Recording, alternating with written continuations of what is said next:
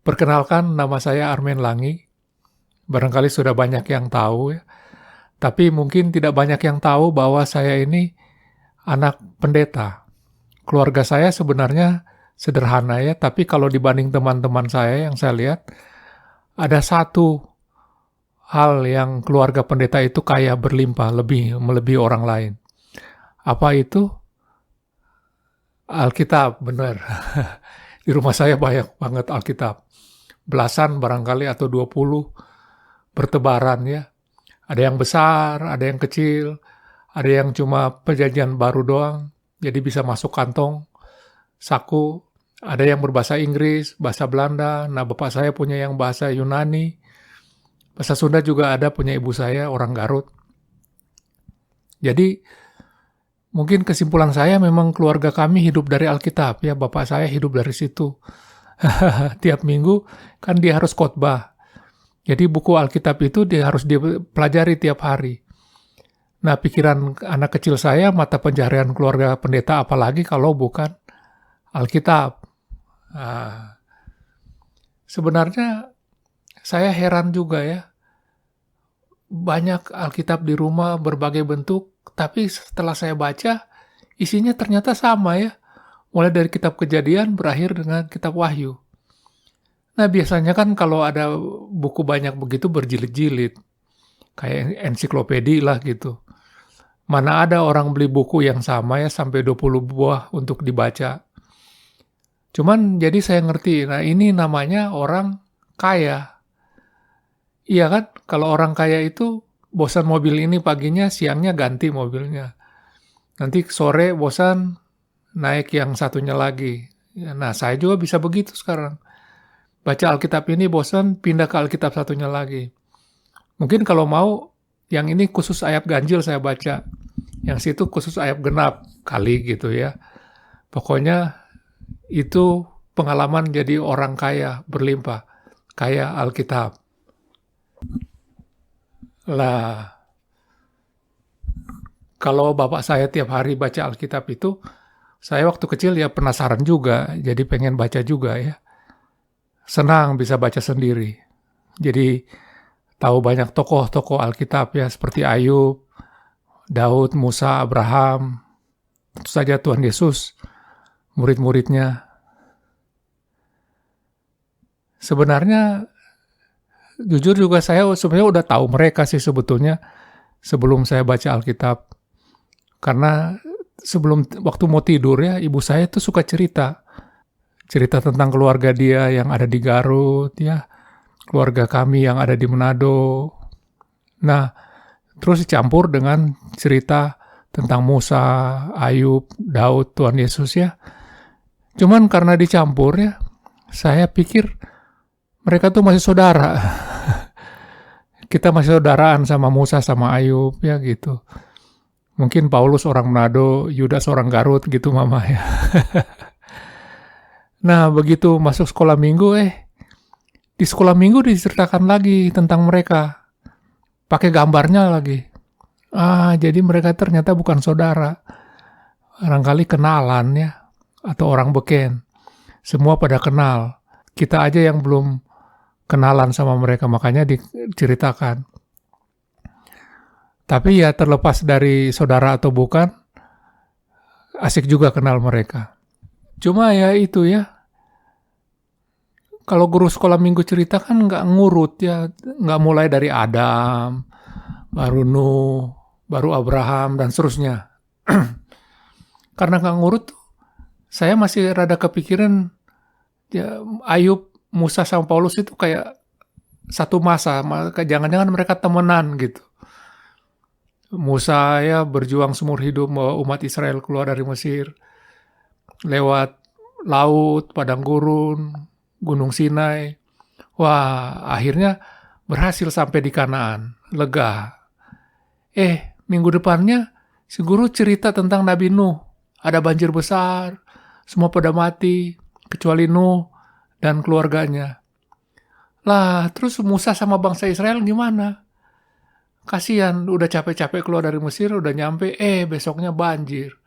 Mati semua. Wah, kacau. Tapi untung bisa baca Alkitab sendiri ya. Oh, ngerti. Ternyata guru itu nyontek dari buku ini ya. Setelah baca sendiri Alkitab itu, oh ada urutannya. Nuh sama Musa masih jauh. Udah Paulus mah baru kapan juga ya. Untung bisa baca Alkitab sendiri. Jadi saya baca Alkitab ya. Ada tokoh-tokoh yang baik, ada tokoh-tokoh yang nggak baik, yang jahat katanya jadi lawan kita. Nah biasanya tokoh-tokoh yang baik ini memang suka susah juga hidupnya, tapi ujungnya menang ya, ujungnya berhasil dan senang gitu. Cuma ada satu tokoh Alkitab, orangnya baik, tapi paling sial. Nasibnya paling jelek. Siapa coba? Ya, pasti pada bilang Ayub. Saya pikir juga Ayub memang agak tragis juga ya. Tapi menurut saya, kata saya sih yang paling sial itu namanya Lazarus. Lazarus.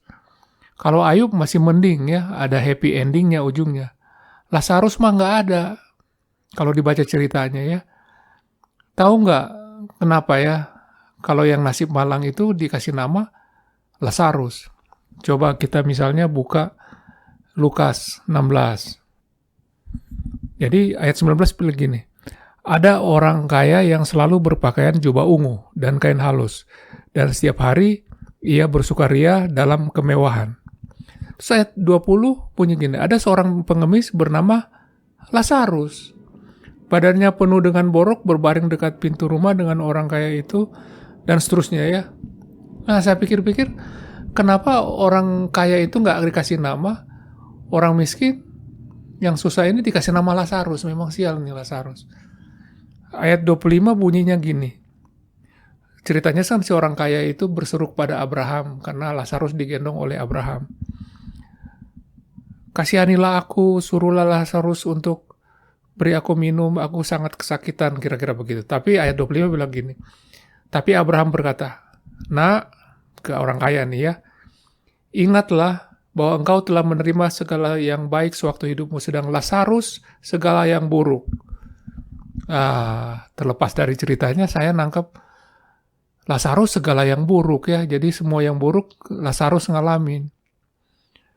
Nah, ada di bagian lain di Yohanes. Kalau kita baca Yohanes 11 ayat 1, bunyinya gini. Ada seorang yang sedang sakit, namanya siapa? Lazarus. Dia tinggal di Betania, kampung Maria dan adiknya Marta. Nah, kita tahu ya. Jadi sakit dia. Karena sudah parah, mereka panggil dokter yang terbaik. Siapa dokter yang terbaik? Tuhan Yesus. Tapi di ayat 6, Tuhan Yesus sudah dengar kabar itu ya. Namun setelah didengarnya bahwa Lazarus sakit, ia sengaja tinggal 2 hari lagi di tempat di mana dokternya delay. 2 hari. Ya keruan Lazarus menggigil ya, kesakitan. Tapi mungkin diceritakan ya kisah Lazarus yang menderita kemudian mati, digendong sama Abraham. Dia mikir kan, kalau dia sakit nggak apa-apa di dunia ini dia menderita sengsara karena memang nasib Lazarus ya harus menderita. Tapi nanti kalau dia mati itu kan cuma tidur sementara. Pikirnya nanti akan dipanggil oleh Abraham, Lazarus, Lazarus, bangun, digendong. Nah itu pikiran Lazarus. Udah karena Tuhan Yesus nggak datang, matilah Lazarus. Dia tidur, dia pikir nanti bangun sudah di sorga. 4 hari kemudian ya. Bener loh. Dia dengar suara, Lazarus, Lazarus, keluarlah. Maka Lazarus keluar dia ya. Abraham nih yang manggil. Wah, kebayang kaget dia. Lazarus masih ternyata masih di bumi. Aduh, ini bagaimana sih? Balik lagi deh jadi Lazarus. Jadi, kata saya yang paling sial itu, yang paling merana di dunia, orang baik itu namanya Lazarus. Gitu loh ceritanya. Memang Alkitab itu isinya sama ya. Buku satu ke buku yang lain, bahkan hari ini yang saya baca masih sama dengan waktu saya baca masih kecil. Udah tahun 2021. Sayanya yang tambah tua. Jadi mudah-mudahan tambah ngerti ya. Jadi saya lihat memang Lazarus menderita. tapi dia taat kepada Allah sampai mati. Dia mengalami semua kesusahan selama hidup, sakit dan penderitaan tidak ada sembuh-sembuhnya, tapi ia tetap memuji Tuhan.